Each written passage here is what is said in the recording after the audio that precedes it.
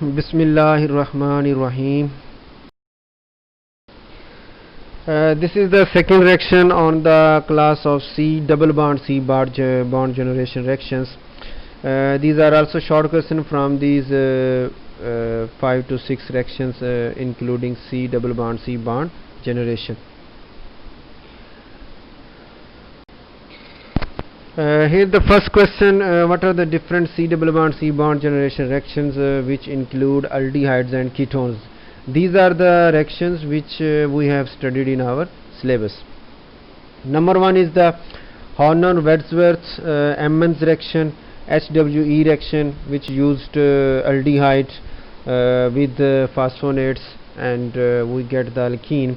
And second was the Wittig reaction, which used first alkyl halides and triphenyl phosphine for the phosphonium ylide, and then this is treated with a carbonyl compound aldehydes or ketone to form alkene. And third was the Julia-Lithgow olefination reaction, which used sulfonyl compounds which on treatment with aldehydes yielded alkene after elimination through sodium mercury using single electron transfer reaction, or also through samarium iodide mechanism. Two reactions are more in this class, that is Sharpless olefination and Robinson annulation. In case of Sharpless olefination reaction, we used selenides, and with reaction with alkyl halides, after the formation of selenides, they were oxidized to form alkenes through the formation of selenium oxide. And second was the Robinson annulation reaction, which is also creation of carbon double bond. Here you can see the, if you compare the reactant and product side, then you see that the carbonyl of the reactant side is converted into C double bond C. Instead of oxygen there has come carbon, and that carbon is from the alpha beta unsaturated ketone or carbonyl compounds. Here is the first basic question: why phosphonates bearing electron with dying groups are recommended for HWE reaction? Here you can see the resonating structures of these anion of this electron with dying group phosphonates bearing phosphonates. Here you can see the step 1 is the removal of alpha proton from phosphonates by the use of a base like lithium hydride or sodium hydride, and the second and this anion is much stabilized by the electron withdrawing group present in the phosphonate. So therefore electron withdrawing group bearing phosphonates are recommended for reaction because the speed of the reaction will be reasonable. Another question from this HWE reaction is that why proton of methylene group of phosphonate is so acidic? It's a very simple question. We know that two electron withdrawing group are present on the two sides of this methylene group. So therefore due to electron withdrawing groups, the proton of this methylene group become acidic, and due to high acidity it can be removed by the base easily. And the second thing, after the removal of the H plus ion, the forming anion is much stabilized by the electron withdrawing groups also. Next question about the HWE is that why double bond is created towards carbonyl and not towards the phosphoryl group in this step 1 of this HWE reaction. So we explain that if you compare the vicinities of this carbonyl and phosphoryl groups, so in case of carbonyl there is one ethoxy group attached to carbon, and in case of phosphoryl two ethoxy groups are attached to the phosphorus, and due to two electron donating groups there is much decrease in the electron withdrawing power of this phosphoryl, and so therefore the carbonyl group is more electron withdrawing as compared to that of phosphoryl group. So therefore electrons are moving towards the carbonyl instead of phosphoryl. Next question is also about HWE reaction, that what is the effect of electron withdrawing group on the rate of reaction. As we discussed earlier also, here you can see the some pictorial example that the presence of electron withdrawing group on phosphonate increases the rate of reaction because it forms stabilized intermediate. but in case of electron donating group or simple alkyl group, the stabilization is not achieved so much as compared to that of electron withdrawing group, so the rate is found to be slower. Next question is about the Wittig reaction. What are the different types of phosphorus ylides used in Wittig reaction? One is the unstabilized phosphorus ylide and second is the stabilized phosphorus ylide. In case of unstabilized phosphorus ylide, the phosphorus ylide bear hydrogen or some electron donating group which destabilize the charge separation, so therefore Ylene form predominates, that is double bonded form predominates as compared to polar form, dipolar form. So therefore the reactions of these unstabilized phosphorus ylide are also due to the Ylene form.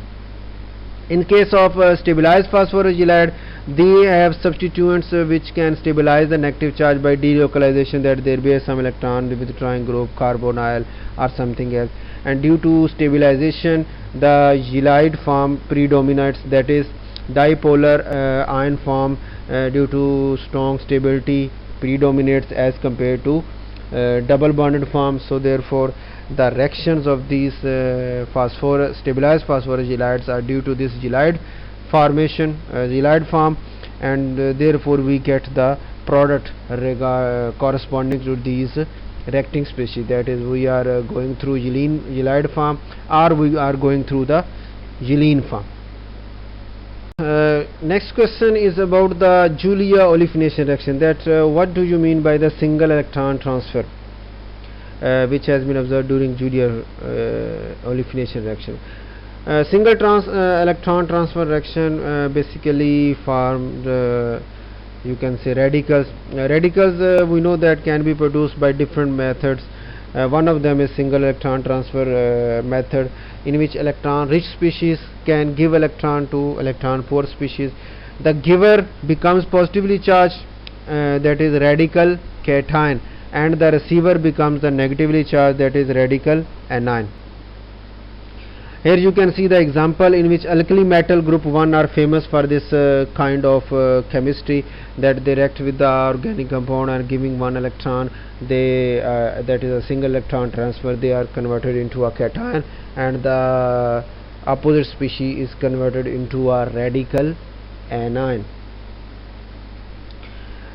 Here is one example is journal with metal, and second example is journal with sodium and carbonyl, so ester moiety and the sodium. Here you can see the formation of this radical anion, and these two radical anions will then attach with each other to form a dimer, and the nature of the product formed justifies that there is some thing like that of single electron transfer, which can explain the formation of these products.